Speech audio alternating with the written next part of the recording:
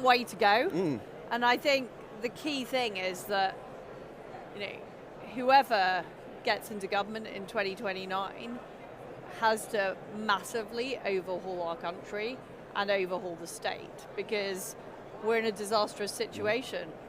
People are being thrown in jail for Facebook posts, but we've got these appalling grooming gangs who have raped tens of thousands of girls. They've not all been brought to justice, it's been covered up. We've got a disastrous economy which is going down the drain, and it's not just Rachel Reeves is incompetent, which she is, it's also the Bank of England, the Office of Budget Responsibility, the Treasury.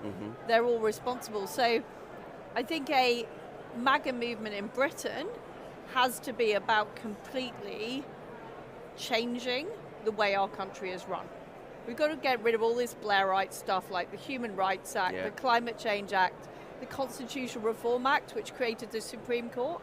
I mean, why are judges making political decisions like which refugees should be allowed into our country? They shouldn't be making those decisions. So what I'm saying, Darren, is what's really important to me is that the movement is actually calling for that kind of change, because that's how bad it is. The British state is deeply rotten. Well, I agree with that, Liz, but this morning the UK's highest judge, highest ranking official in the judiciary, has condemned both Kemi Badenoch and Sir Keir Starmer for their criticism of the judge's decision on the Gazan family to come to Britain.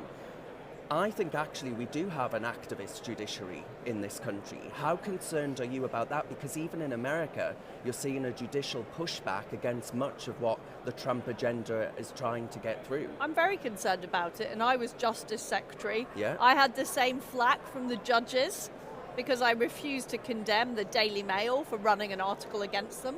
I think we believe in free speech in this country, we believe in a free press, but the judiciary want to try and stamp out any criticism, and I think that's completely wrong. This is why the Constitutional Reform Act is so important. We've got to give the Lord Chancellor, a cabinet minister, the real power to appoint the judges, because what's happened is the judges are appointing themselves, and they're getting increasingly out of touch with what the British public want. They're getting increasingly involved in political decisions, and it's completely wrong.